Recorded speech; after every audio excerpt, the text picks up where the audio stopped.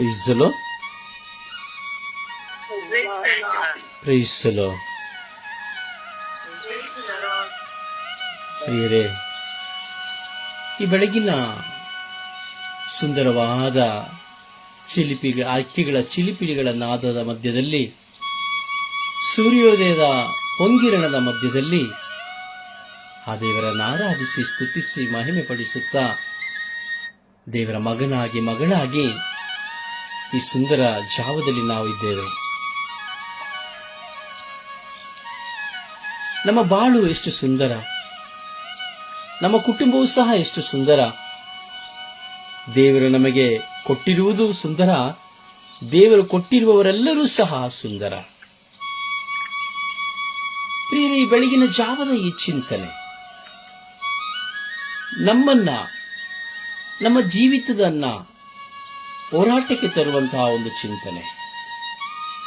ನಾವು ಪ್ರೀತಿಸುತ್ತೇವೆ, ಕುಟುಂಬದಲ್ಲಿರುವವರನ್ನ ಪ್ರೀತಿಸುತ್ತೇವೆ, ಬಾಳ ಸಂಗಾತಿಯನ್ನು ಪ್ರೀತಿಸುತ್ತೇವೆ, ಮಕ್ಕಳನ್ನು ಪ್ರೀತಿಸುತ್ತೇವೆ. ಅದಕ್ಕಿಂತ ಹೆಚ್ಚಾಗಿ ನಾವು ಮಿತ್ರರನ್ನ ಪ್ರೀತಿಸುತ್ತೇವೆ, ನೆರೆಹೊರೆಯವರನ್ನ ಪ್ರೀತಿಸುತ್ತೇವೆ. ಅನೇಕ ವಿಧದಲ್ಲಿ ನಮ್ಮ ಪ್ರೀತಿಯನ್ನು ಪರರಿಗೆ ವ್ಯಕ್ತಪಡಿಸುತ್ತೇವೆ. ನಮ್ಮ ಪ್ರೀತಿಯು ಯಾವ ವಿಧದಲ್ಲಿ ವ್ಯಕ್ತಪಡಿಸುತ್ತೇವೆ ಅಂದರೆ, ನಮಗಿರುವುದನ್ನು ಮುರಿದು ಕೊಡುವುದರ ಮೂಲಕವಾಗಿ ವ್ಯಕ್ತಪಡಿಸುತ್ತೇವೆ. ಭುಜಿಸುವ ಆಹಾರವಾಗಿರಬಹುದು, ವಸ್ತ್ರವಾಗಿರಬಹುದು, ಅಥವಾ ಹಣ ಸಹಾಯವಾಗಿರಬಹುದು, ಅಥವಾ ಸಾಂತ್ವನವಾಗಿರಬಹುದು, ಕೊಡುವ ಸಂತೋಷವಾಗಿರಬಹುದು, ಯಾವ ವಿಧವಾದಂತಹ ಮನಸ್ಸಿಗೆ ಉಲ್ಲಾಸ ತರುವ ಸುಖವಾಗಿರಬಹುದು. ಇದು ಪ್ರೀತಿಗೆ ಪ್ರತಿಯಾಗಿ ಪ್ರತಿಯೊಬ್ಬ ಮನುಷ್ಯರು ನಾವು ಮಾಡುವಂತಹ ಕಾರ್ಯ. ಪ್ರಿಯ, ನಾವು ಹೆಚ್ಚಾಗಿ ಪ್ರೀತಿಸುತ್ತೇವೆ. ಪ್ರೀತಿಸಿ ಒಂದು ದಿನ ನಾವು ಸೋತು ಹೋಗುತ್ತೇವೆ, ಕುಗ್ಗಿ ಹೋಗುತ್ತೇವೆ, ನಿತ್ರಾಣರಾಗುತ್ತೇವೆ, ಚಿಂತಾಕ್ರಾಂತರಾಗುತ್ತೇವೆ. ಕೊನೆಗೆ ಚಿತೆಗೆ ಹೋಗುವಷ್ಟರ ಮಟ್ಟಿಗೆ ನಾವು ಆಲೋಚನೆಗೊಳಗಾಗುತ್ತೇವೆ. ಕಾರಣ ಆ ಪ್ರೀತಿಯ ಸಂಬಳ. ನೀನು ಪ್ರೀತಿಸುವ ಯಾವ ವ್ಯಕ್ತಿ ಆಗಿರಬಹುದು, ಆತನು ನಿನಗೆ ಒಂದು ಸಂಬಳವನ್ನು ಕೊಡುವನು. ಆದರೆ ಅದು ಪ್ರಾಮಾಣಿಕವಾದ ಸಂಬಳವೂ ಆಗಿರಬಹುದು, ಅಥವಾ ನಿನ್ನ ಹೃದಯವನ್ನು ಸೀಳುವಂತ ಸಂಭವವಾಗಿರಬಹುದು. 98% ನಾವು ನೋಡುವುದಾದರೆ ಪ್ರೀತಿಗೆ ಪ್ರತಿಯಾಗಿ ಸಿಕ್ಕುವ ಸಂಬಳ ಹೃದಯವನ್ನು ಸೀಳುವ ಸಂಬಳ. ಅದಕ್ಕೆ ದೇವರು ಹೇಳುತ್ತಾರೆ, ನನಗಿಂತ ಹೆಚ್ಚಾಗಿ ನೀನು ಯಾರನ್ನು ಪ್ರೀತಿಸಬೇಡ. ಪ್ರವೇಶ ಹೇಳುತ್ತಾರೆ, ದೇವರಿಗಿಂತ ಹೆಚ್ಚಾಗಿ ನೀನು ಯಾರನ್ನು ಪ್ರೀತಿಸಬೇಡ. ನಿನ್ನ ಗಂಡನಾಗಿರಬಹುದು, ಹೆಂಡತಿ ಆಗಿರಬಹುದು, ಮಕ್ಕಳಾಗಿರಬಹುದು, ಎತ್ತವರಾಗಿರಬಹುದು, ಅತ್ತಿಯಾಗಿರಬಹುದು, ಸೊಸೆಯಾಗಿರಬಹುದು, ನೀನು ಯಾರನ್ನು ಸಹ ದೇವರಿಗಿಂತ ಹೆಚ್ಚಾಗಿ ಪ್ರೀತಿಸಬೇಡ ಎಂಬುದಾಗಿ ದೇವರ ವಾಕ್ಯ ಹೇಳುತ್ತದೆ. ಕಾರಣ ಮನುಷ್ಯನ ಹೃದಯ ಕಲ್ಮಶ, ವಿಷದಂತೆ ಇರುತ್ತದೆ. ಅವನು, ನೀನು ಅಥವಾ ನಾನು ಕೊಡುವಾಗ ಒಳ್ಳೆಯವರೆಂದು, ಹೇಳಿದ್ದನ್ನು ಮಾಡುವಾಗ ಒಳ್ಳೆಯವರೆಂದು, ಅಥವಾ ಅವರೊಂದಿಗೆ ಸಹಕರಿಸುವಾಗ ಒಳ್ಳೆಯವರೆಂದು ಹೇಳುತ್ತೇವೆ, ಹೊಗಳುತ್ತೇವೆ. ಆದರೆ ಕೊಡದೆ ಹೋಗುವಾಗ, ಮಾಡದೆ ಹೋಗುವಾಗ, ಹೇಳಿದ್ದನ್ನು ಅನುಸರಿಸದೆ ಹೋಗುವವರಾಗ ಕೆಟ್ಟವರಾಗಿ ಹೋಗುತ್ತೇವೆ. ತಪ್ಪನ್ನು ತೋರಿಸುವಾಗ ಕೆಟ್ಟವರಾಗಿ ಹೋಗುತ್ತೇವೆ. ಹೌದು ನನ್ನ ಸಹೋದರ ಸಹೋದರಿ, ಮಾಡಿದೆಲ್ಲವನ್ನ ಹೊರಗೆ ಹಾಕುವಂತಹ ಸಂದರ್ಭಗಳು ನಮ್ಮ ಮುಂದೆ ಇದೆ. ಅದರಿಂದ ಪ್ರೀತಿಸುವಂತಹ ವ್ಯಕ್ತಿಗಳನ್ನು ನಾವು ನೋಡುವಾಗ ಆ ಪ್ರೀತಿಗೆ ಸಿಕ್ಕುವ ಸಂಬಳ ನೋವುಗಳೇ ಆಗಿದೆ. ಜೀವಕ್ಕಿಂತ ಹೆಚ್ಚಾಗಿ ಪ್ರೀತಿಸಿ, ಅಯ್ಯೋ ಅವರಿಲ್ಲದೆ ನಾನಿಲ್ಲ, ನಾನಿಲ್ಲದೆ ಅವರಿಲ್ಲ ಎಂಬಂತ ಮನೋಭಾವನೆಯಲ್ಲಿ ಚಿಂತಿಸಿ ಆಪ್ತ ಮಿತ್ರರನ್ನ ಅಥವಾ ಆಪ್ತ ಮಿತ್ರರನ್ನ ಅಥವಾ ಬಾಳ ಸಂಗಾತಿಯನ್ನ, ಎತ್ತವರನ್ನ, ಒಡಹುಟ್ಟಿದವರನ್ನ, ಮಕ್ಕಳನ್ನ ನಾವು ಅಯ್ಯೋ ನನ್ನನ್ನು ಬಿಡುವುದಿಲ್ಲ, ಇವರು ನನ್ನನ್ನು ಪ್ರೀತಿಸುತ್ತಾರೆ ಎಂಬಂತಹ ಅತಿ ಆಸೆಯಿಂದ ಪ್ರೀತಿಸಿ ಹೋಗುತ್ತೇವೆ. ಪ್ರಿಯರೇ, ಕೊನೆಗೆ ಸಿಕ್ಕುವ ಸಂಬಳ ನೋವು, ಸೀಳಿ ಹೋಗುವ ಹೃದಯ. ಪ್ರೀತಿಸಿದ ವ್ಯಕ್ತಿಯನ್ನೇ ಬಹಿಷ್ಕರಿಸುವಂಥದ್ದು, ತಿರಸ್ಕರಿಸುವಂಥದ್ದು, ಅಥವಾ ತಪ್ಪಿಸಿಕೊಳ್ಳುವುದಕ್ಕಾಗಿ ತಪ್ಪನ್ನು ಹುಡುಕಿ ಇಲ್ಲ ಸಲ್ಲದ ತಪ್ಪನ್ನು ಸಹ ಹೊರಿಸಿ ದೂರ ಮಾಡುವಂತಹ ಪ್ರೀತಿ. ಪ್ರಿಯರೇ, ಯಾವುದಕ್ಕಾಗಿ ಇಂದು ಈ ಪ್ರೀತಿಯನ್ನು ಕುರಿತಾದ ಚಿಂತನೆ ನಮಗೆ? ಒಂದನ ಸಹೋದರ ಸಹೋದರಿ, ಒಂದು ಕ್ಷಣ ನೀ ಚಿಂತಿಸು. ಯಾವುದಕ್ಕಾಗಿ ಈ ಪ್ರೀತಿಯ ಚಿಂತನೆ ಈ ಬೆಳಗಿನ ಜಾವದಲ್ಲಿ? ಯೋಚಿಸು, ಯಾವುದಕ್ಕಾಗಿ? ಪ್ರಿಯರೇ, ಕೀರ್ತನೆಗಾರ ಹೇಳುತ್ತಾನೆ, ಚಿಂತಿಸು ನನ್ನ ಸಹೋದರಿ, ಧ್ಯಾನಿಸು ಈ ವಾಕ್ಯವನ್ನ. 55ನೇ ಅಧ್ಯಾಯ 12ನೇ ವಚನದಲ್ಲಿ ಕೀರ್ತನೆಗಾರ ಹೇಳ್ತಾನೆ, ಏನ್ ಹೇಳ್ತಾನೆ? ನಾ ಸಹಿಸಿಕೊಳ್ಳುತ್ತಿದ್ದೇ ದೂಷಿಸುವವನು ಶತ್ರುವಾಗಿದ್ದರೆ.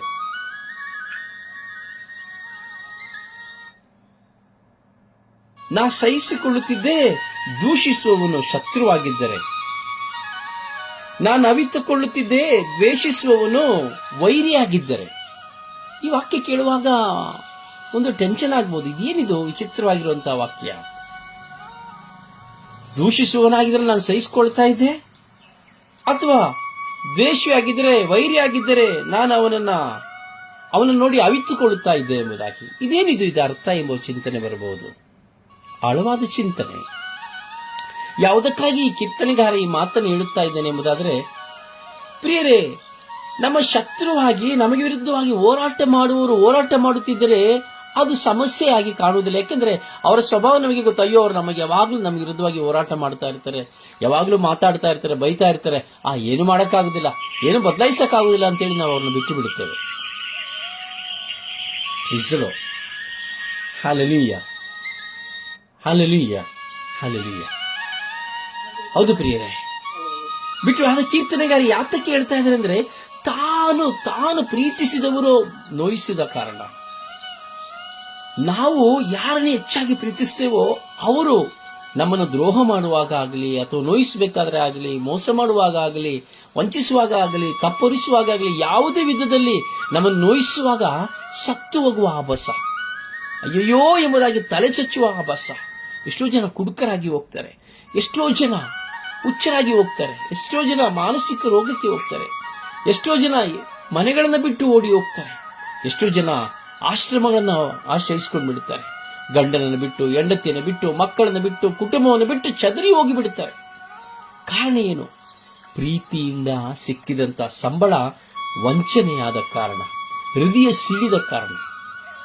ಒಬ್ಬನು ನೋಯಿಸುವವನು ಅವನು ವೈರಿಯಾಗಿದ್ದರೂ ಪರವಾಗಿಲ್ಲ, ತೊಂದರೆ ಇಲ್ಲ, ಸಹಿಸಿಕೊಳ್ಬಹುದಾಯ್ತು. ನನ್ನನ್ನು ದೂಷಿಸ್ತಾನೆ ಎಂಬುದಾದರೆ, ನಾನು ನಿಜವಾಗಿಯೂ ನನ್ನ ಶತ್ರು ನನ್ನ ದೂಷಿಸ್ತಾನೆ ಅಂದ್ರೆ ತೊಂದರೆ ಇಲ್ಲ, ನಾನು ಸಹಿಸಿಕೊಳ್ತಾ ಇದ್ದೆ.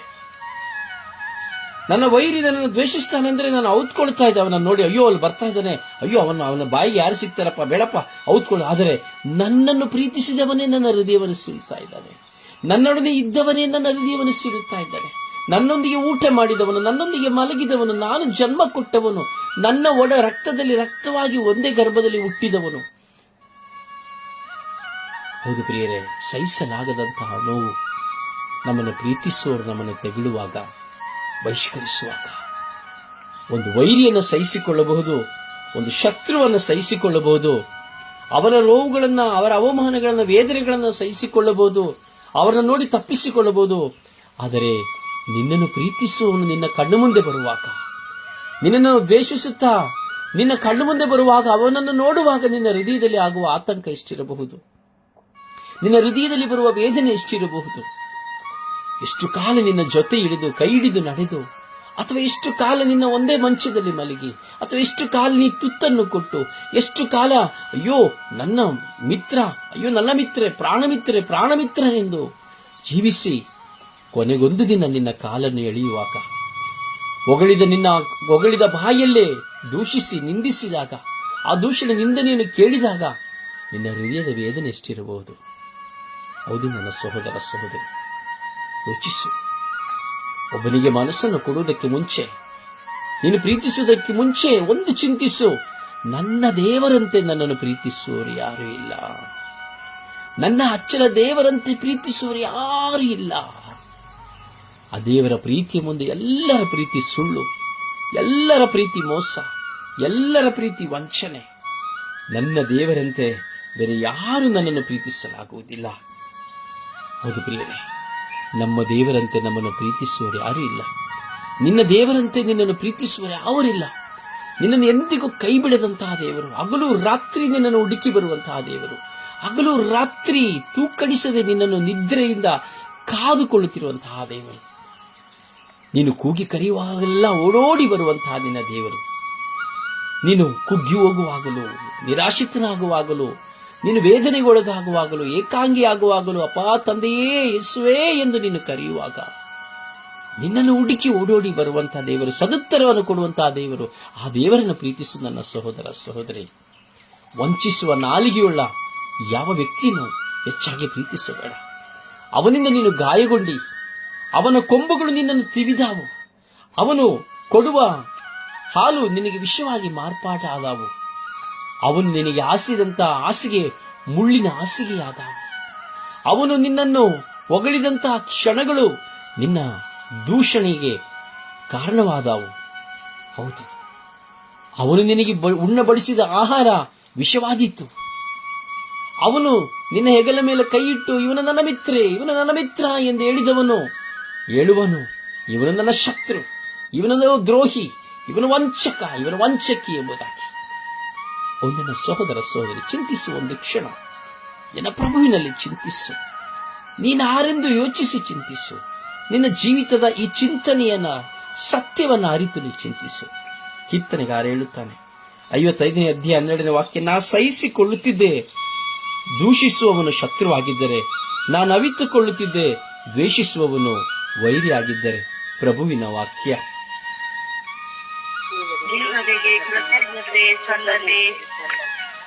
ಕೀರ್ತನೆಗಳು 55ನೇ ಅಧ್ಯಾಯ ವಾಕ್ಯ 12. ನಾ ಸಹಿಸಿಕೊಳ್ಳುತ್ತಿದ್ದೆ ದೇಶಿಸುವವನು ಶತ್ರುವಾಗಿದ್ದರೆ, ನಾನು ಅವಿತುಕೊಳ್ಳುತ್ತಿದ್ದೆ ದೇಶಿಸುವವನು ವೈರಿಯಾಗಿದ್ದರೆ. ಪ್ರಭುವಿನ ವಾಕ್ಯ. ದೇವರಿಗೆ ಕೃತಜ್ಞತೆ ಸಲ್ಲಲಿ. ಕೀರ್ತನೆ 55ನೇ ಅಧ್ಯಾಯ ವಾಕ್ಯ 12. ನಾ ಸಹಿಸಿಕೊಳ್ಳುತ್ತಿದ್ದೆ ದೂಷಿಸುವವನು ಶತ್ರುವಾಗಿದ್ದರೆ, ನಾನು ಅರಿತುಕೊಳ್ಳುತ್ತಿದ್ದೆ ದ್ವೇಷಿಸುವವನು ವೈರಿಯಾಗಿದ್ದರೆ. ಪ್ರಭುವಿನ ವಾಕ್ಯ.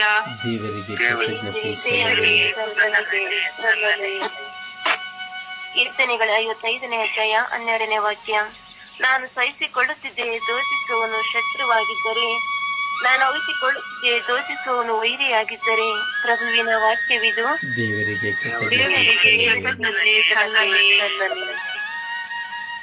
ಕೀರ್ತನೆ 55 ವಾಕ್ಯ 12.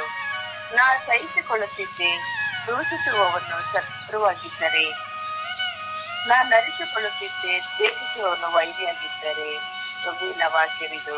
ದೇವರಿಗೆ ಕೃತಜ್ಞತೆ ಸಲ್ಲಲಿ. ಕೀರ್ತನೆಗಳು 55 12ನೇ ವಾಕ್ಯ, ನಾನು ಸಹಿಸಿಕೊಳ್ಳುತ್ತಿದ್ದೆ ದೂಷಿಸುವವನನ್ನು ಶತ್ರುವಾಗಿದ್ದರೆ, ನಾನು ಅವಿತುಕೊಳ್ಳುತ್ತಿದ್ದೆ ದ್ವೇಷಿಸುವವನು ವೈರಿಯಾಗಿದ್ದರೆ. ಪ್ರಭುವಿನ ವಾಕ್ಯ. ದೇವರಿಗೆ ಕೃತಜ್ಞತೆ ಸಲ್ಲಲಿ. ಕೀರ್ತನೆಗಳು 55 ವಾಕ್ಯ 12. ನಾ ಸಹಿಸಿಕೊಳ್ಳುತ್ತಿದ್ದೆ ದೋಷಿಸುವವನು ಶತ್ರುವಾಗಿದ್ದರೆ, ನಾವಿಟ್ಟುಕೊಳ್ಳುತ್ತಿದ್ದೆ ದ್ವೇಷಿಸುವವನು ವೈರಿಯಾಗಿದ್ದರೆ. ದೇವರ ವಾಕ್ಯವಿದು. ದೇವರಿಗೆ ಕೃತಜ್ಞತೆ ಸಲ್ಲಲಿ. ಕೀರ್ತನೆ 55 12ನೇ ವಾಕ್ಯ, ನಾ ಸಹಿಸಿಕೊಳ್ಳುತ್ತಿದ್ದೆ ದೂಷಿಸುವವನು ಶತ್ರುವಾಗಿದ್ದರೆ, ನಾನು ಅವಿತುಕೊಳ್ಳುತ್ತಿದ್ದೆ ದ್ವೇಷಿಸುವವನು ವೈರಿಯಾಗಿದ್ದರೆ. ಪ್ರಭುವಿನ ವಾಕ್ಯ. ದೇವರಿಗೆ ಕೃತಜ್ಞತೆ ಸಲ್ಲಲಿ. ಅಪ್ಪ ತಂದೆ, ಸ್ತೋತ್ರ ರಾಜ. ಈಗ ಸ್ವಾಮಿ, ಬೆಳಗಿನ ಜಾವವು ನಿನ್ನ ಕೃಪೆಯಾಗಿದೆ ಸ್ವಾಮಿ. ಈ ಚಿಂತನೆಯು ನಿನ್ನ ಜ್ಞಾನವಾಗಿದೆ ಸ್ವಾಮಿ. ಹೌದು ರಾಜ, ಹೌದು ಸ್ವಾಮಿ. ಶತ್ರುವಾಗಿದ್ದರೆ, ವೈರಿ ಆಗಿದ್ದರೆ ನಾನು ಅವಿತುಕೊಳ್ಳುತ್ತಿದ್ದೆ. ಹೌದು ಸ್ವಾಮಿ. ಆದರೆ ನನ್ನನ್ನೇ ಪ್ರೀತಿಸಿದವರೇ ನನ್ನನ್ನು ಎರಿಯುವಾಗ ನಾನು ಹೇಗೆ ಜೀವಿಸಲಿ ಸ್ವಾಮಿ? ಹಗಲಿರುಳು ನನ್ನ ಹೃದಯದಲ್ಲಿ ಪ್ರೀತಿಸಿ ಕಾಯುವಾಗ, ಅವರು ನನ್ನನ್ನೇ ತಿರಿಯುವಾಗ, ಯೇಸುವೇ, ನೀವು ಅನುಭವಿಸಿದ ಯಾತನೆ ನನ್ನ ನೆನಪಿಗೆ ಬರುತ್ತದೆ ಸ್ವಾಮಿ. ದಾವಿದ ಕುಮಾರರೇ ಎಂಬುದಾಗಿ ನಿನ್ನನ್ನು ಕೂಗಿ ಕರೆದು ನಿನ್ನ ಹಿಂದೆ ನಡೆದ ಜನರು ನಿಮ್ಮನ್ನೇ ಹಿರಿದರಲ್ಲ ಸ್ವಾಮಿ. ಕೊಲ್ಲಿರಿ ಎಂಬುದಾಗಿ ಹೇಳಿದರಲ್ಲ ಸ್ವಾಮಿ. ನಿಮ್ಮ ಹೃದಯವೆಷ್ಟು ಸೀಡಿರಬಹುದು ಸ್ವಾಮಿ. ನಿಮ್ಮನ್ನು ಪ್ರೀತಿಸಿ ನಿಮ್ಮನ್ನು ಹಿಂದೆ ಬಂದಂತ ಶಿಷ್ಯರು ಇವನಾರೆಂದು ನಾನು ಅರಿಯೇ ಎಂದು ಹೇಳಿರುವಾಗ ನಿಮ್ಮ ವೇದನೆ ಎಷ್ಟಿರಬಹುದು ಸ್ವಾಮಿ. ನಿನ್ನನ್ನು ಬಿಟ್ಟು ನಿನ್ನ ಹಿಂದೆ ಬಂದ ಸಾವಿರಾರು ಜನರು ನಿನ್ನನ್ನು ಹಿಂದೆ ಬಿಟ್ಟು ಸರಿದು ಹೋಗುವಾಗ, ನ್ಯಾಯ ತೀರ್ಪಿಗೆ ಗುರಿಪಡಿಸುವಾಗ ಮೌನವಾಗುವಾಗ ನಿಮ್ಮ ಹೃದಯ ಎಷ್ಟು ಸೀಳಿರಬಹುದು ಸ್ವಾಮಿ. ಪ್ರೀತಿಸಿದವರೇ ನಿಮ್ಮನ್ನು ಹಿರಿದವರಲ್ಲವೇ ಸ್ವಾಮಿ? ಹೌದು ಯೇಸು, ಇಂದಿಗೂ ಸಹ ನಮ್ಮ ಜೀವಿತದಲ್ಲಿಯೂ ಇದೇ ಆಗಿದೆ ಸ್ವಾಮಿ. ನಾವು ಯಾರನ್ನು ಪ್ರೀತಿಸುತ್ತೇವೋ, ಯಾರನ್ನ ಮನಸ್ಸಿಗೆ ಹಚ್ಚಿಕೊಳ್ಳುತ್ತೇವೋ, ಇವರು ನನ್ನನ್ನು ಸಹಾಯ ಮಾಡುತ್ತಾರೆ, ಇವರು ನನ್ನನ್ನು ಕಾಯುತ್ತಾರೆ, ಇವರು ನನ್ನನ್ನು ಕಾಪಾಡುತ್ತಾರೆ ಎಂಬುದಾಗಿ ನಾವು ಯಾರನ್ನ ನಂಬಿಕೆ ಇಟ್ಟುಕೊಳ್ಳುತ್ತೇವೋ, ಗಂಡ, ಹೆಂಡತಿ, ಮಕ್ಕಳು, ಎತ್ತವರು, ಬಾಳ ಸಂಗಾತಿ, ಪ್ರಾಣಮಿತ್ರ ಎಂಬುವರು, ಅವರೇ ನಮ್ಮನ್ನು ಹಿರಿಯುವವರಾಗಿದ್ದಾರೆ ಸ್ವಾಮಿ. ಯೇಸುವೇ, ಇವರೆಲ್ಲರಿಗಿಂತ ಹೆಚ್ಚಾಗಿ ನಾವು ನಿಮ್ಮನ್ನು ಪ್ರೀತಿಸುವಂತೆ ಮಾಡಿರಿ ಸ್ವಾಮಿ. ನಿಮ್ಮ ಪ್ರೀತಿಯನ್ನು ನಾವು ಅನುಭವಿಸಿ ಅರಿತುಕೊಳ್ಳುವಂತೆ ಮಾಡಿರಿ ಸ್ವಾಮಿ. ಯೇಸುವೇ, ಈ ಬೆಳಗಿನ ಜಾವದಲ್ಲಿ, ಈ ಸಮರ್ಪಣೆಯಲ್ಲಿ, ಈ ಚಿಂತನೆಯಲ್ಲಿ ನಮ್ಮೆಲ್ಲರೂ ನಿಮಗೆ ಸಮರ್ಪಿಸುತ್ತೇವೆ ರಾಜ. ಕರುಣಿಸಿರಿ ರಾಜ. ನಿಮ್ಮ ಮಕ್ಕಳಾಗಿರೋ ನಮ್ಮೆಲ್ಲ ಒಬ್ಬೊಬ್ಬರನ್ನು ಸಹ ಆಶೀರ್ವದಿಸಿರಿ ರಾಜ. ನಾವು ಮನುಷ್ಯನನ್ನ ಹಿಂಬಾಲಿಸಿ ಮೋಸವಾಗಿ ಹೃದಯ ಸೀಳಿಕೊಳ್ಳದೆ ನಿಮ್ಮನ್ನು ಹಿಂಬಾಲಿಸಿ ನಿಮ್ಮ ಪ್ರೀತಿಯನ್ನು ಸವಿಯುವಂತೆ ಮಾಡಿರಿ ರಾಜ. ಲೋಕವು ಕೊಡುವ ಸುಖಕ್ಕಾಗಿ ಹಂಬಲಿಸದೆ ನೀವು ಕೊಡುವ ಸುಖಕ್ಕಾಗಿ ಹಂಬಲಿಸುವಂತೆ ಮಾಡಿರಿ ರಾಜ. ನಿಮ್ಮ ಮಕ್ಕಳಾಗಿರೋ ನಾವು ಈ ದಿನ ಮಾಡುವ ಎಲ್ಲ ಕಾರ್ಯ ಕೆಲಸಗಳನ್ನು ಸಫಲಗೊಳಿಸಿರಿ. ನಮ್ಮ ಕುಟುಂಬ, ಬಾಳಸಂಗಾತಿ, ಮಕ್ಕಳು, ಎತ್ತವರು, ಒಡ ಹುಟ್ಟಿದವರನ್ನು ಆಶೀರ್ವದಿಸಿರಿ. ನಮ್ಮನ್ನು ಪ್ರೀತಿಸುವವರನ್ನು, ದ್ವೇಷಿಸುವವರನ್ನು, ತಿರಸ್ಕರಿಸಿದವರನ್ನು, ನಮಗೆ ಉದಾರತೆಯ ಕರಗಳನ್ನು ಚಾಚುವವರನ್ನು ಆಶೀರ್ವದಿಸಿರಿ ಸ್ವಾಮಿ. ಯೇಸು, ಈ ದಿನದಲ್ಲಿ ನಾವು ಮಾಡುವ ಎಲ್ಲ ಪ್ರಯಾಣಗಳನ್ನು ಆಶೀರ್ವದಿಸಿರಿ. ನಮಗೆಲ್ಲ ಹೋರಾಟಗಳನ್ನು ನೀಗಿಸಿರಿ. ನಮ್ಮ ಅನಾರೋಗ್ಯಗಳನ್ನು ಸೌಖ್ಯಪಡಿಸಿರಿ. ನಿಮ್ಮ ಚಿತ್ತಕ್ಕನುಸಾರವಾಗಿ ಈ ಲೋಕದಲ್ಲಿ ಜೀವಿಸಿ ನಿಮ್ಮ ಮಹಿಮೆಗಾಗಿ ಬಾಳುವಂತ ಕೃಪೆಯನ್ನು ಕರುಣಿಸಿರಿ ಎಂದು ಪಿತ, ಸುತ ಮತ್ತು ಪವಿತ್ರಾತ್ಮರ ನಾಮದಲ್ಲಿ ಪ್ರಾರ್ಥಿಸಿದ್ದೇನೆ ಜೀವನಗಳ ತಂದೆಯೇ. Amen, amen, amen, amen, amen. Amen, amen. Praise the Lord. Praise the Lord. Praise the Lord. Praise the Lord. ಪುತ್ರರೊಡಗೂಡಿ